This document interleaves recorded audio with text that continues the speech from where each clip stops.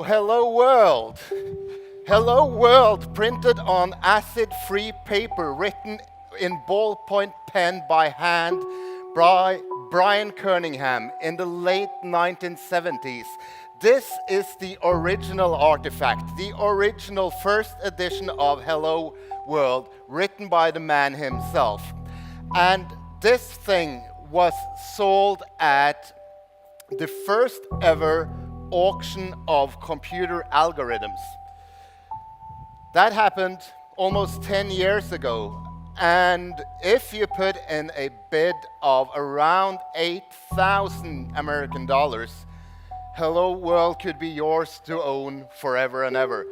You did not only get the original Hello World on acid-free printer paper, you also got exclusive access to a GitHub repository with the source code itself, with a license applying to it. So this is a very good start to our journey into the world of art created with and by computers. So welcome to this journey, which is a brief history of computer art. And it's a journey that starts out in the 1960s at Bell Laboratories in the United States. So this here is Michael Knoll. Michael Knoll was working as an engineer at Bell Laboratories, creating speech recognition systems in the 1960s. That sounds fairly contemporary, but Bell, being a very forward-thinking telephone company, was doing this already then. And they were working on a computer known as the IBM 1794. This is the computer itself. It had a fairly interesting user interface. They were doing loads of interesting things with this one, but I want to bring your attention to a very particular bug they had. Not too well. We're still having trouble with F-drive in regard to density changing on the 1401. I say, well, we'll put it on the 7090 then and use it for an output tape. Yeah, that should cool it if you play it that way. Yeah, no sweat. Okay, anything else? Yeah, I'm glad I thought of it. I had it logged. You'll notice that when you come up on Valgol, where the compiler has a beautiful bug in it, in case we get clobbered completely. So the compiler had a beautiful bug, and that bug was so beautiful that they did something that we today would call an email. But at that point, they wrote a memo on a proper piece of paper about what had happened, and they ran a bit of Fortran code. This is the code they ran, and it ended up printing this, which was not what they originally intended. But Michael Knoll had shown this to his colleagues at Bell Labs, and one of his colleagues, Evelyn Bergkamp, said that this you have created is computer art, and hence we had a term, and for a long time this was regarded as probably the first works of computer art ever. But while I was researching this talk, I discovered something interesting, because Desmond Paul Henry in the UK had a collection of Norden bomb sights that were used during the Second World War. Now, the Norden bomb sight was an analog computer that you could set things like altitude, airspeed, wind direction, and so forth to calculate what was the right time to drop the bombs. And he modified these bomb sights to create these drawing machines, which he used to create works of art like this. All of these are untitled. They were made in 1962. It's sort of a parabolic fractal geometry with this interesting iterative repeating patterns. And this was done a few months before Michael Knoll accidentally invented computer art at Bell Laboratories. So I think our story starts here. But we should go back to Michael Knoll and Bell Laboratories, because Michael Knoll, after having discovered that he could make art with computers, started using his employer's computers and his own spare time to experiment. And these are two works separated by 50 years in time. One of them is Michael Knowles' Computer Composition with Lines. It's from 1965. The other one is Pierre Mondrian's Compositions with Lines from 1917. Now, the Mondrian work is the very first work that when Mondrian changed directions for his art and invented what has come to be known as neoplasticism, which was an abstract art movement that used only geometrical forms that were not resembling anything that could be found in nature. Very early example of his work, you have probably seen some of Mondrian's work later where he uses black lines and big primary color blocks, which is the ones he is mostly known for. This is where that movement started. And there is a good reason for Michael Knowles choosing this to recreate, because it's something that lends itself to being made by a computer really nicely. And Michael Knowles showed this to his colleagues at Bell as well. And he used to ask them the question, which one do you prefer? So I can ask that same question to you today. Just point in the direction of the work that you prefer. Which do you find more beautiful of these two works of art? So we have a mixed crowd, people pointing in different directions around there. That's good. That's a good starting point for going on a journey through the world of art, because you will see loads of things today. Some of it you may like, some of it you may not like. I hope you like this. This is another work where we pair a classical artist, Paul Klee, in this example. Paul Klee was part of the Bauhaus school of arts and design. This one is called High Roads and By Roads, and I think you can make out which one is made by a computer and which one is made by a human on this one. The other one is Frida Nake, a work from 1965 as well. It's called Homage à Paul Klee. So Paul Klee was a big inspiration for many of the early computer art experiments. So the original High Roads and By Roads work has a very interesting use of lines. So you have the lines going towards the perspective on the horizon in the painting, and you also have these little lines that represent the by-roads we take in life. So the high roads is sort of the mainstream that everyone goes through during the lifetime, but we also make some personal choices. And Paul Klee's art is very introspective in that sense, using these little lines. Now, Frida Nake wrote an algorithm to recreate something similar using a plotter and a computer. So his algorithm draws the high roads first and then fills in with lines in between. And it's all done random, but there are some rules to how to draw this. So big influence, Paul Klee. We will see him a few times more. This was in the very early years of computer art, and things were happening many places in the world. Also in France, this is Manfred Moore, and in 1971 he had a groundbreaking exhibition at the Modern Art Museum in Paris called an esthétique programmée, so a program aesthetic, where he presented a series of artworks that he had made using a computer with his own algorithms that were printed on paper. So this is one example. This has an algorithm that randomly chooses between 5 and 12 points across horizontally, and then interpolates lines down 12 times, takes a break, and then repeats that process further down. The work is called Quark Lines, one of many similar works in the show. The other one here is Program 52, which has also a title, Pour Pierre Barbin. And it's from the year before the other one.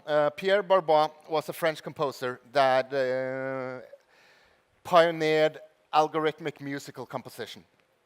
So he was one of the first people ever to use computers to compose music, and he was a big influence, particularly on the French computer art scene. J'ai donc mis dans ma petite tête que je vais essayer de faire de l'art visuel à l'ordinateur. Aujourd'hui, c'est vite dit, mais un premier essai qui ne marchait pas du tout, c'était grâce à Pierre Barbeau Mais je me suis entêté quand même, et c'était en 68, où tout était possible, on pouvait tout dire, tout penser, tout rêver, tout. J'ai entendu dire qu'il y a l'Université de Paris 1 a un centre de calcul. Mon mari était au CNRS, il avait même possibilité d'y travailler, mais c'était très compliqué puis très cher. On le vendait le temps de calcul en les secondes. Un laboratoire pouvait avoir 10 secondes, par exemple, par semaine. Mais j'ai pris mon courage entre mes deux mains, j'ai frappé à la porte du directeur du centre de calcul et je lui ai dit que, bonjour monsieur, j'aimerais essayer de faire de l'art visuel sur ordinateur. Écoute, le gars qui m'a jeté un coup d'œil, je ne peux pas te dire, il avait peur que je vais tomber dingue et qu'il faut faire venir une infirmière, vite, vite, vite. Ou, enfin, art visuel, oui. Il a dit oui. Il a dit oui. Well, he said yes. And that was very good because Vera Molnar, who we saw here, has created some of the groundbreaking works that helped define what art created on computers was. This is another one. It's called À la recherche de Paul Klee. Paul Klee again. It's a searching for Paul Klee, and it's work from 1970. But she takes a very different approach from the ones we have seen before. While the other computer artists, who were basically mathematicians and engineers, tried to imitate the work of artists that had come before them, Vera Molnar sort of abstracted the works and recreated it in a different sense. So in this one, which is heavily influenced by Paul Klee, she takes the element of Paul Klee's works and then breaks it down into something very, very abstract that does not really represent the original works. And her way of working is very visible in the series known as Interruptions. We see two of the works there. What she does with this one is that she draws lines, repetitive lines, all over the canvas that rotate a bit all the time. But she does something interesting here as well. In between, she takes away a few lines from the picture, giving it more depth and making it visually more interesting. And Vera Molnar was a classically trained painter, so she had a very different way of thinking about how to use the computer as a creative tool to create art. Let's go back to Bell Laboratories in the 1960s and some of the very first film works that were made on a computer. So in the early 1960s, the US government had come to Bell Labs to have them produce some films for them. And one of the engineers at Bell Labs, Kenneth Noltov, created a programming language called Bellflix to create visual artworks, pixelated things. And he worked with the experimental filmmaker Stan van der Beek to create this one, which is called Poem Field Number 2. It also has a jazz soundtrack, a very abstract modal jazz soundtrack by Paul Motian. And this is all created in that programming language on an IBM computer and then printed onto film in color and then projected. And we get this very lo-fi, gritty expression to this and a very strange psychedelic work of art, which is very soothing to watch, even with that chaotic soundtrack underneath it. And this was a time where many artists were discovering computers and discovering how they could actually express themselves using computers. And one of them was Harold Cohen. Harold Cohen was a British painter, classically trained, and had represented Britain on things like the Venice Biennale, being the official representative for the British art world. And in the late 60s, he started studying computer science in the United States. And a couple of years later, he got a position at the Institute for Artificial Intelligence at Stanford, where he created something called Aaron, which is a computer program that knows how to draw. Some of the earliest works that Aaron produced was this. This was made for an exhibition in Holland. It's called the Amsterdam Suite. It's from 1977, 1978. At that time, Aaron could only draw abstract shapes, and it did not do colors, so it had to be hand-colored afterwards. But as he evolved this computer, he started adding elements to it. So he gave Aaron the knowledge on how to draw different forms. Things like a human form, plants and foliage and so forth. And 10 years later, Aaron was drawing things like this. It has no instructions on how to actually form the image you see, except for a few rules on what to be in the foreground and the background and so forth. And he actually works in the same ways as Paul Cézanne did the famous bathers paintings a few years earlier, matching the chromacity of the background foliage with the human skin colors in the foreground and so forth.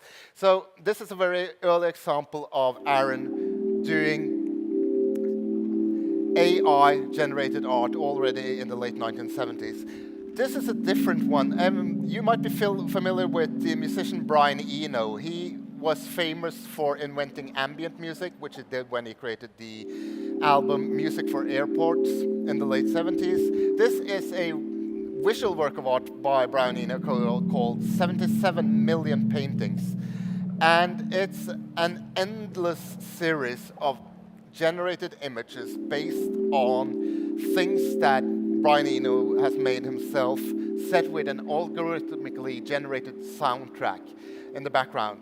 Now, the name 77 million paintings, that is a very large number, but it's incidentally also the number of paintings you could hope to see if you spent 10 seconds looking at one painting and then moving on to the next one, 8 hours a day, your entire lifetime from the time you discover art till you leave this beautiful planet. So it's an interesting work of art. It's displayed in museums, and you could also get it in an edited version as a DVD. Other things that you could go to museums to see is this one. This is a work called Mario Clouds, and it's from 2002 by Quering Archangel. So what Quering Archangel has done is that he has taken Super Mario and taken away all of the elements that were there.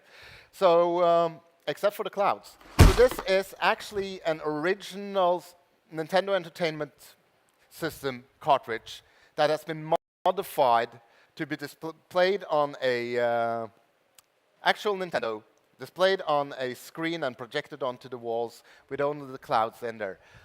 And it sort of forces you to find beauty in those simple pixelated clouds on the screen, and it's sort of the digital take on romanticism, where artists would paint dramatic cloudscapes and so forth. This is as much drama as you can get from Super Mario.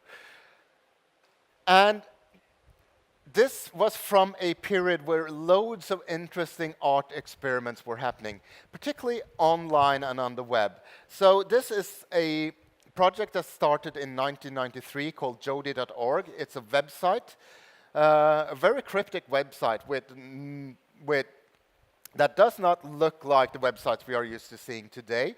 It's a maze-like structure where you navigate through all of these pages that seem to bring you to new random locations. You could also right-click and go view source, which was how you learned to program web pages back in the early 90s, and you would find an entirely different layer hidden inside the source code, where you would find sort of some of the illegal things that you could find online, such as the anarchist cookbook and things like that, with extracts from that hidden in the source code for this. This is another one. This is superbad.com, a personal favorite of mine. It starts out looking like a typical 90s website, but there is something odd.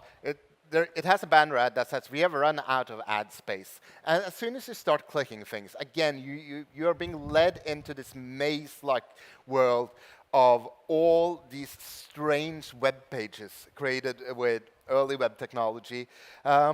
This one actually was awarded a Webby Award, which was like the online Oscars in 1996 for being the best art website online. And you might think of this as something very strange today, but back in the mid-1990s, around 10% of all websites online were experimental websites like this one. Word of warning, the next thing coming up has some graphical video game violence in it, so please look away if you do not want to see that. This is a work based on Grand Theft Auto, and it's a work called Elegy by Joseph Delapay. So this is a work that started as a live Twitch stream on July 4th, 2018. And it runs in a loop that starts on midnight and then starts again midnight the next day. And for every single day as this progresses, the number of people that have been killed in gun homicides in the United States are killed in the game. So more people are being killed every day as this progresses throughout the year. When it reset the counter at New Year's Eve that year, it had amassed 14,730 deaths that happened on New Year's Eve. If it had been allowed to play all the way to New Year's Eve the year after, that would be way above 15,000. And while all this is happening, Irving Berlin's God Bless America is being played in the background. And that year marked the 100-year anniversary of that song being composed. So what Joseph Delapay does is that he takes a video game that has been criticized for the amount of violence in it and uses that game to criticize the very society that has criticized the game for the actual amount of violence that is in America. It's a very evocative thing, and one of many works critiquing society overall. This is another one called Carnivore. It's made by a group known as Radical Software Group, which is an artist hacker collective. So it takes its name from a piece of software created by the FBI to do online surveillance that they created after the 9/11 terrorist attack. And the work monitors network traffic online and then displays this on screen. It's a piece of open source software that usually is exhibited just on a computer with an open Wi-Fi you can connect to, and it picks up packages from the network and then displays them on the screen as things progress along. Interesting piece of art and a very good example of things happening in art spaces that usually would be done on computers. Something similar from the year before. This was a work by a husband and wife known as the Mattis. They did this for the Venice Biennale in 2001, and it's a piece of Python source code. It's actually the source code for a computer virus, and they displayed this with two computers sat on pedestals that kept infecting each other in a ever-going loop. But if you look at this, and I'm not really expecting you to be able to read this hand-annotated piece of Python code, but this does not really look like the Python code you usually would write. You will find variable names there referring to human interaction. And so you have things like we chat, we join together. It talks about my soul and my body as if the computer virus is taking on a sort of biological form. And the parts of the source code that are related to the reproduction of the virus uses the biological terms for sexual reproduction. So it sort of blurs the thing, but what is alive and what is digital. Very interesting piece of work. You can go online and try to download this, but your antiviral software will flag it because it's known. But computer code can definitely be art. This is a piece by Yusuke Undo, Japanese programmer, and it's a piece of Ruby code known as it's called a globe. And every time you run this code, it emits its own source code, but the globe rotates by a few degrees. It's an absolutely mastery of the Ruby programming language to be able to pull this thing off. And it shows that code itself can be art. So when Dylan speaks about the art of code, yes, this is it. It also has that element of reproduction with it, as we saw with the virus, but this thing reproduces itself. Incidentally, today at 8:14 this morning, if we are to believe Terminator lore, Skynet became self-aware. So Judgment Day is upon us, I would guess.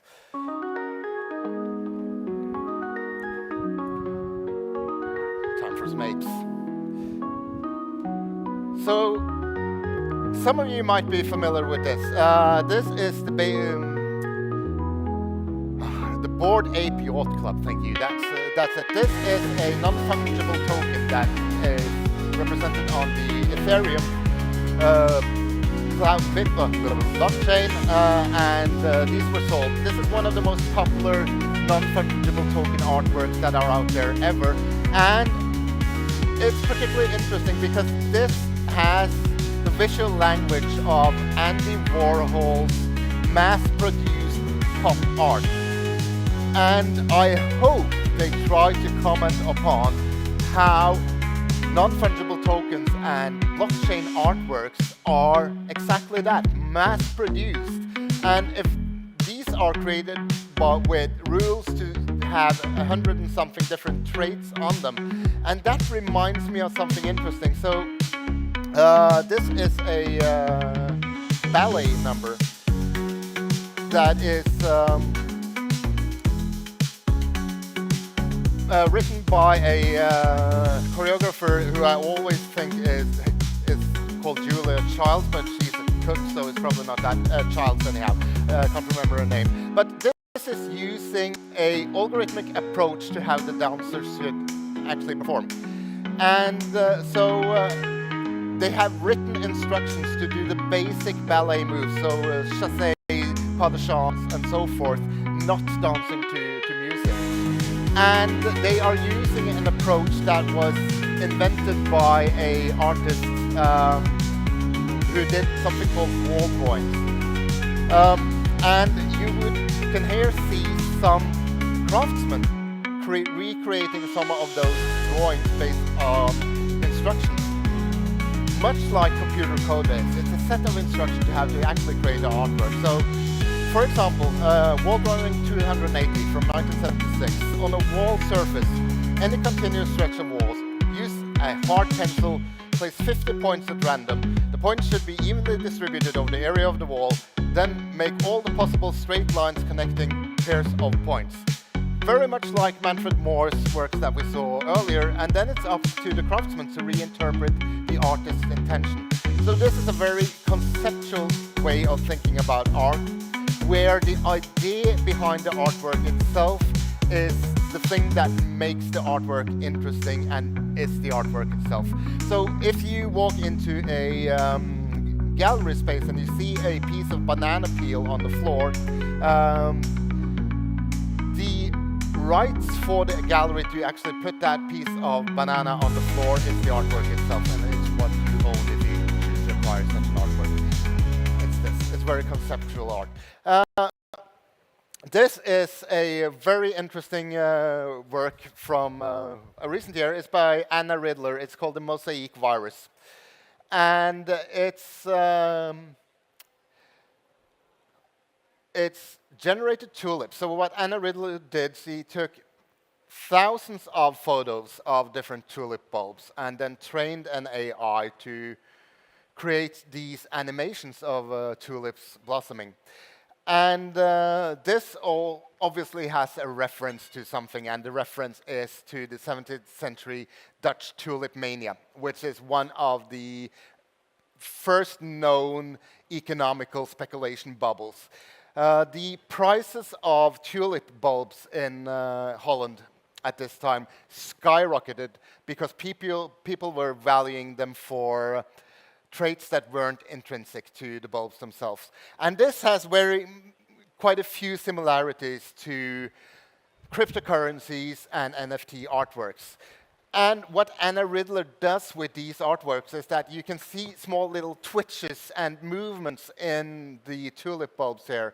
And those are influenced in real time by fluctuations in the Bitcoin market price. So it's a very nice way to take modern digital technology and then relate that to something that has some influence on that technology. Let's have some more flowers, shall we? This is a work from 2007, and it's called GIFs and Glitter Graphics, which is basically what this is. But this is a lament to a part of the online digital world's history that was ending in 2007. In 2007, we had the rise of what was known as Web 2.0. The social media websites were taking over from the amateur web that had been part of the first movement of the web. And one of the things that you found on all these amateur websites were extensive use of animated GIFs at the very beginning, and at the end you had the thing called glitter graphics, which were also animated GIFs, but they were different. They looked like these little metallic stickers that kids like to collect. Displayed as just the actual GIFs in a gallery space. You can also go online and see these in your browser. This is a very interesting work by a French collective known as Obvious. Anyone seen this one before? It's called Portrait of Edmund Bellamy, and it's from 2018. It's signed by the formula for a generative adversarial network, which is an AI where you have two competing AI, where one tries to fool the other one that what it sees is created by a human. So it's basically one of the earliest ways to do generative art. And that's exactly what the Portrait of Edmund Bellamy is. It's AI-generated art. The reason why it is a very important work is that this was the very first AI-generated artwork of this style that was ever sold at an auction. This was sold at an auction by Christie's in London in October 2018. The estimates for the price on this one was somewhere in between $7,000 and $10,000 was the expected going price for this one. It ended up selling for, I believe it was $300,000. So they missed the mark fairly well on that one. That started an interesting thing where loads of digital artists wanted to sell their works. And this is a work from 2018 as well. This is by Mario Klingemann, which is one of the artists who have done the most works within the generative portrait space, and this is Memories of a Passerby. The work itself is this cabinet with a computer inside it and two LED screens connected to that with portraits that are ever evolving, changing all the time. It has been trained on classical portraits, and this also went on auction. Didn't even get the asking price just a few months later, so the hype had already died then. Does not mean that people do not still create great works using generative art. This is from the municipality of Bergen and their city hall. And it's a work by a Norwegian artist, and the work is called Representation by the People for the People who Represent Them. And this is a tapestry or a set of tapestries that has been digitally jacquard printed with 900 non-existing citizens of the town of Bergen. But it has been generated by an AI that was trained on 900 portraits of actual citizens of the town of Bergen. And it's there in the meeting rooms to remind the politicians why they are there and what their raison d'etre is. Now, my darlings, AI systems often inherit the bias of the cis-white heteronormative patriarchy that controls our society. But here at the ZZ Show, we plan to disrupt the data set by flooding it with a myriad of marvelous queer drag bodies. So without further ado, that's French, sit back, relax, get your clicking fingers at the ready as we begin the ZZ Show!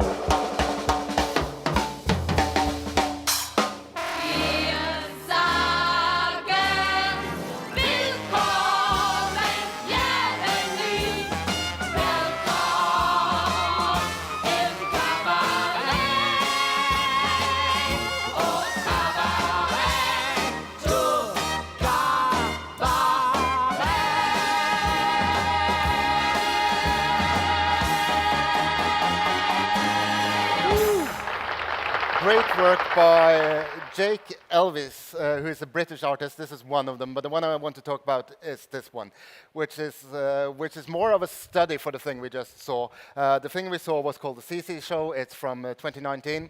This is also from 2019, and this is a work called Quering the Data Set.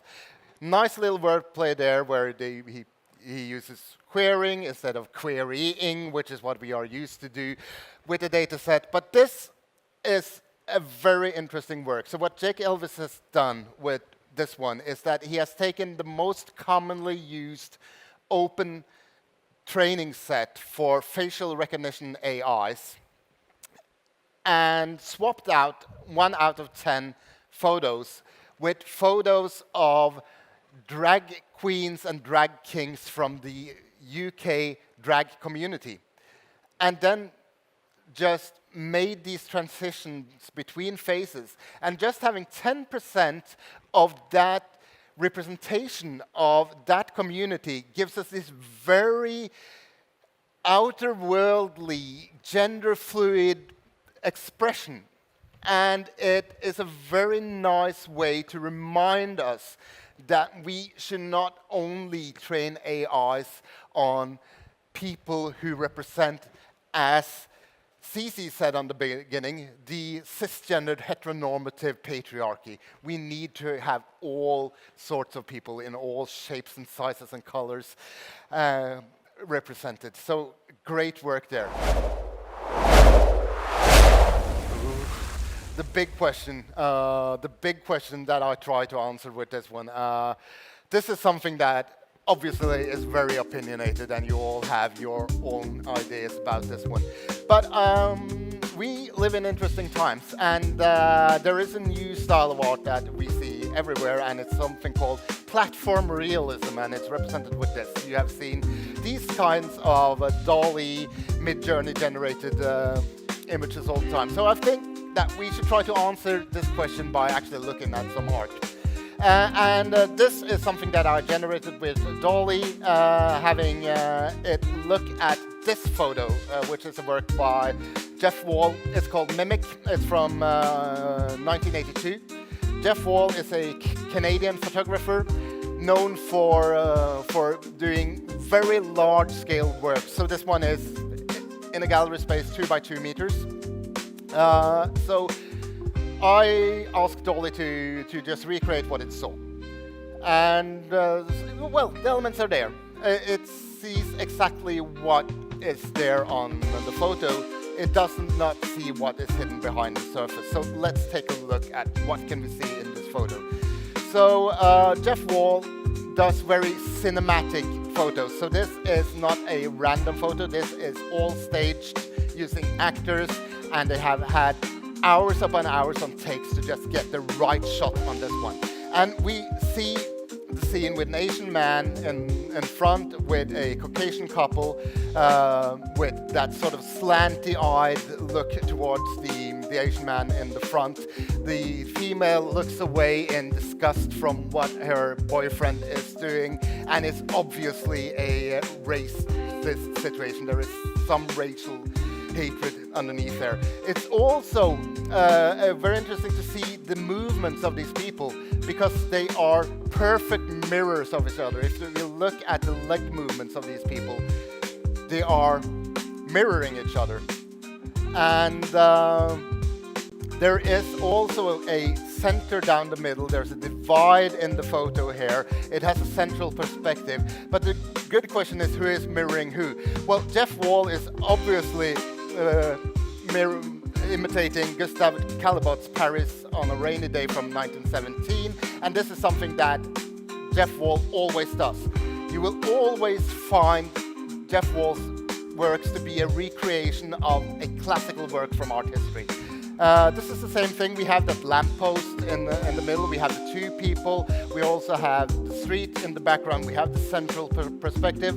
While this is the optimistic times of Haussmannian Paris, where they had a very bright outlook on the future, this is something entirely different. These are the suburbs of America where dreams go to die, and where the American dream has failed a lot of people, and we have that element of racism towards the immigrants who actually built the country and built the American dream.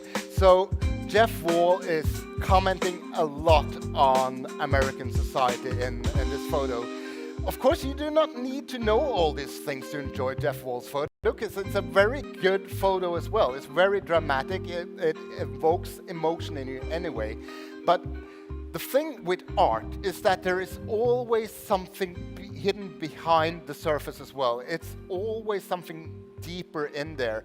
And that's the thing that is not caught by DALL-E and digital platforms and the platform realism that we see so much of today.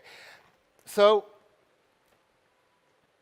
but we can still use things like DALL-E, Midjourney, and whatever, loads of AI technologies, and whatever you have to create art, because it's, in the end, it's all about getting the right idea, finding the good way to execute on that idea, and trying to tell something to the world, and maybe change the world for the better. The important thing is to keep the human touch in there and have that human element. And Vera Molnar, who we met earlier, being a pioneer in computer art, she had one rule in her life, and that was that she would at least draw one line by hand using a pencil every single day of her life. And she kept on doing that, and she lived to be 100 years old. So if there's one thing I want you to do, is that try to find your inner creativity and try to just do something. You don't need to be good at drawing, good at painting. You can go out and use OpenAI, DALL-E to make something. But just try to get that human touch in there, because if you don't, and we let computers create everything, everything is going to look the same. Thank you all for coming. I'm Anders Norås. I'm going to leave you with some terrible, terrible artwork where the photos, music, everything is created by AI. Thank you for coming, and have a great rest of the conference.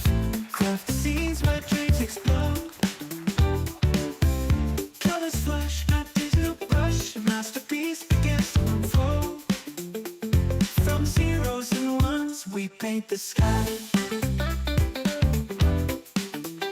Algorithms dance as time goes by. Art and code where visions fly, creating dreams that never die. In the language of light, we find our place, crafting beauty in this digital space. Every line, a touch of grace. Art and code in a warm embrace. In a world where lines are cold, craft the scenes where dreams explode. Colors flash, my digital brush, a masterpiece begins to unfold. From zeros and ones we paint the sky.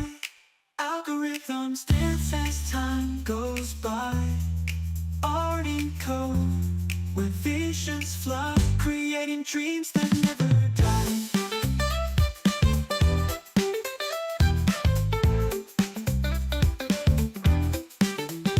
In the language of light, we find our place, crafting beauty in this digital space. Every line, a touch of grace, art and code in a warm embrace. In a world where lines are gold, craft the scenes where dreams explode. Colors flush, my digital brush, a masterpiece begins to unfold. From zeros and ones we paint the sky. Algorithms dance, the sun goes by. Art and code, where visions fly, creating dreams that never die. In the language of light, we find our place, crafting beauty in this digital space.